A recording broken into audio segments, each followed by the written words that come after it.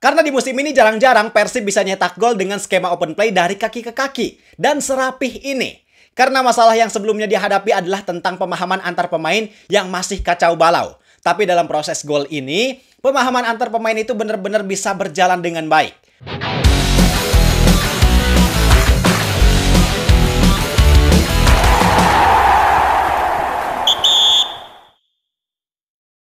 Perjalanan Persib Bandung kembali menyala setelah mereka berhasil menang atas tuan rumah Bangkok United dari Thailand dengan gagah perkasa dengan skor 2-0. Pada dasarnya ini memang kemenangan yang sangat layak karena dari segi permainan Persib benar-benar unggul dan lebih efektif dibanding Bangkok United.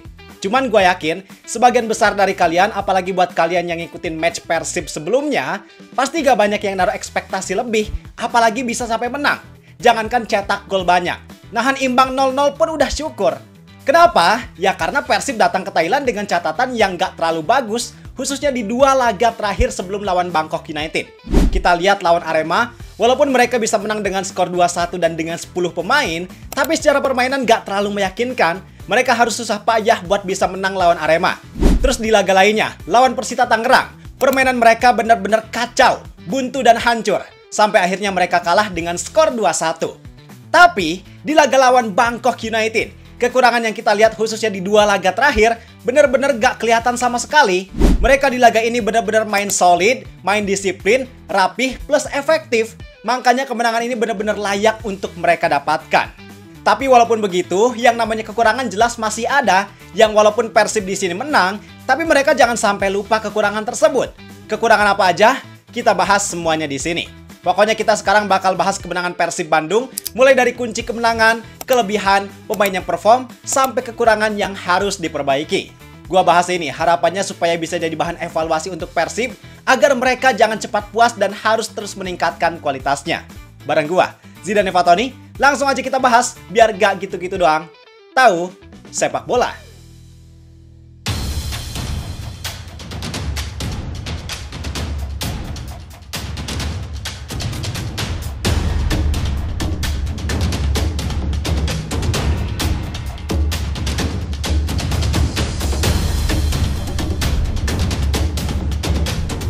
Oke, yang pertama kita bahas sekilas dulu tentang jalannya laga ini. Jadi skor akhir antara Persib Bandung versus Bangkok United adalah 2-0. Harusnya sih 3-0 karena ada 1 gol yang dicetak oleh Andrew Yung malah dianulir sama wasit. Padahal kalau kita lihat dari proses gol yang terjadi, di posisi ini yang mungkin dianggap sama wasit offside, sama sekali nggak offside. Kalau kita lihat di replay, posisi Eliano Reinders di sini clear. Masih ada di posisi onside yang walaupun agak tipis. Nah sayangnya, untuk babak fase grup Asia Champions League 2 ini emang gak ada VAR, makanya wasit gak bisa meninjau ulang keputusan ini. Ketika mereka mutusin, ya udah kita gak bisa protes banyak dan mau gak mau harus menerima keputusan tersebut.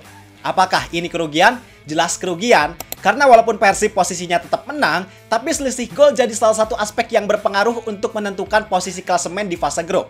Apalagi ini isinya cuma 4 tim, matchnya sedikit. Maka besar kemungkinan di klasemen akhir nanti bisa aja ada tim yang poinnya sama, head to headnya seimbang, dan mau gak mau selisih gol yang bakal menentukan.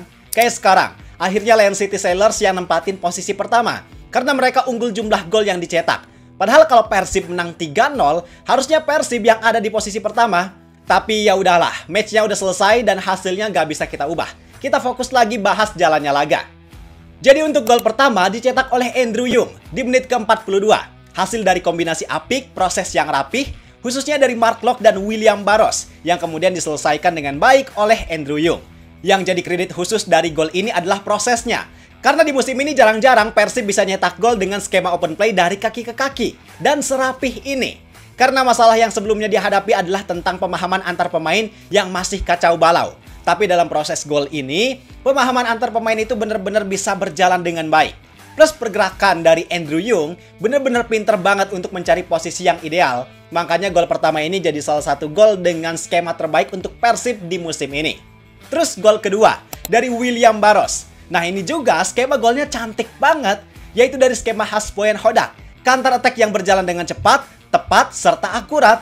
Pun yang skema ini di laga-laga sebelumnya banyak gagal dan disia-siakan gara-gara pemahaman pemain yang belum padu. Tapi di laga ini, hebatnya para pemain bisa menjalankan skema tersebut dengan sangat baik. Dan dari gol kedua ini, kredit khusus buat Adam Alis. Karena dia yang menginisiasi serangan ini. Dia berhasil rebut bola dengan rapih di situasi krusial, plus bisa ngalirinya dengan cepat dan akurat ke Andrew Yung. Dan Eliano Reinders juga. Jangan lupain peran dia di proses gol ini. Walaupun di laga itu, dia main sebagai pemain bertahan, tapi work rate dari Eliano luar biasa bagus banget. Dia mau ikut lari sprint bangun serangan sampai ke depan, walaupun akhirnya dia nggak dapat bola, tapi justru pergerakannya itu yang bikin bola bisa ngalir ke William Barros. Dan kalau nggak ada dia, pasti serangan balik cepat ini bakalan kebuang sia-sia. Jadi itu tentang jalannya laga. Sekarang kita masuk ke pembahasan tentang kelebihan dan kekurangan Persib di laga lawan Bangkok United. Mulai dari segi gameplay. Secara keseluruhan Persib emang nggak mendominasi laga ini. Nggak mendominasi di sini maksudnya mereka nggak banyak nguasain bola. Terbukti dari ball position mereka yang cuma 38%. Tapi hebatnya Persib di sini, mereka bisa main dengan disiplin, solid, dan sangat efektif. Pada dasarnya ini memang strategi kesukaan dari Wayan Hodak. Di atas kertas, Persib emang nggak lebih diunggulkan buat menang di laga ini. Dan dengan Bangkok United yang main home, otomatis mereka lebih berambisi buat nyari kemenangan. Makanya Persib di laga ini enjoy buat main dengan strategi defense counter. Mereka jadinya nggak terburu-buru buat bangun serangan, sehingga mereka bisa main dengan lebih tenang dan lebih disiplin. Juga dari segi komposisi starting 11 yang dipilih sama Boyan Hodak memang sangat mendukung untuk mereka mainin strategi tersebut, khususnya di lini tengah yang Boyan Hodak milih buat mainin duet Mark Locke, Luciano, dan Adam Alis dibanding mainin Tom Haye. Kenapa Tom Haye di sini nggak main? Gue lihat banyak orang yang berpendapat karena Haye sengaja disimpan biar fit main di timnas, biar nggak cedera. Nah ini pendapat yang sangat tidak masuk akal dan bukan alasan yang profesional. Karena pada dasarnya ketika seorang pemain dikontrak oleh sebuah klub, ya di situ klub sangat berhak untuk menggunakan jasanya tanpa intervensi dari pihak eksternal. Dan alasan Haye di sini nggak main memang murni karena strategi.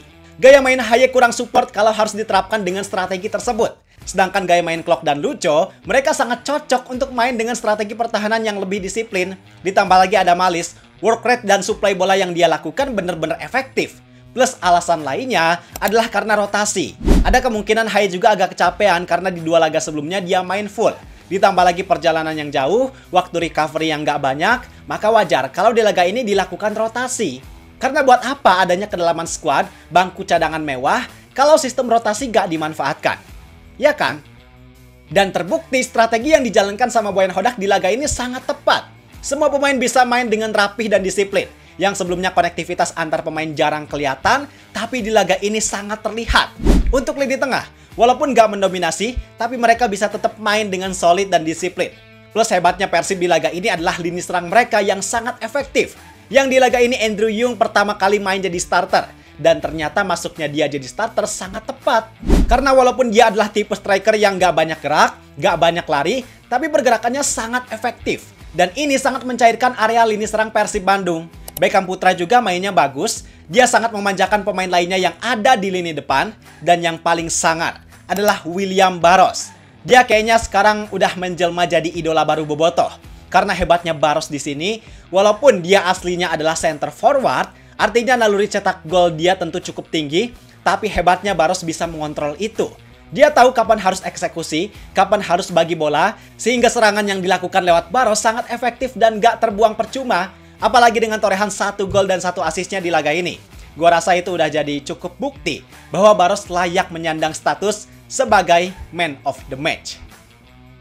Tapi tentu seperti yang gua bilang, bukan berarti Persib tanpa kekurangan. Kalau kita lihat kekurangan yang paling mencolok dari Persib adalah sesekali para pemain masih kecolongan di ruang antar lini. Karena pemain Thailand beberapa kali bisa memanfaatkan celah tersebut, yang bikin para pemain Persib agak kebingungan. Siapa nih yang harus ngejaga di area tersebut? Siapa nih yang harus pressing? Untungnya pemain Thailand gak bisa maksimal manfaatin ruang antar lini tersebut, sehingga implementasinya masih gagal buat mereka ciptakan gol. Dan kekurangan lainnya adalah kekurangan dari individu pemain, yang rasanya semua orang ini pasti setuju, yaitu kekurangan dari Ramon Tangke. Yang di laga ini dia main di babak 2, dapetin beberapa peluang emas, tapi sayang, eksekusinya masih jauh dari harapan. Kalau dia masih bisa mengeksekusi dengan baik, misal meleset dikit, oke lah. Tapi ini ternyata eksekusi Ramon bener-bener downgrade banget.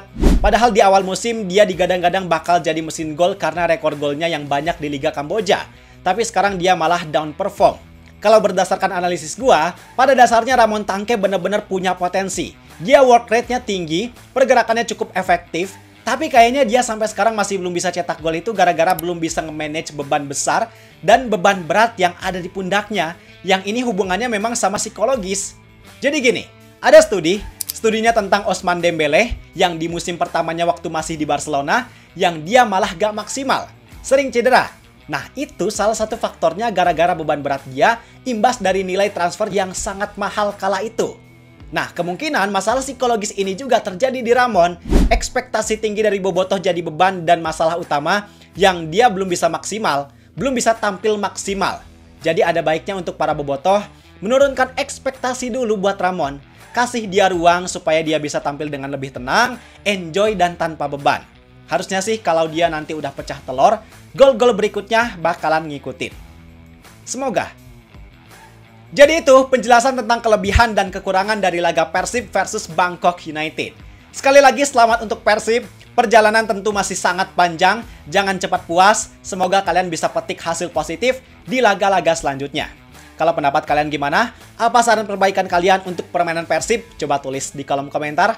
I think untuk video kali ini cukup sekian. Like dan subscribe-nya jangan lupa. Terima kasih. Semoga bermanfaat dan sampai jumpa di video berikutnya. See ya!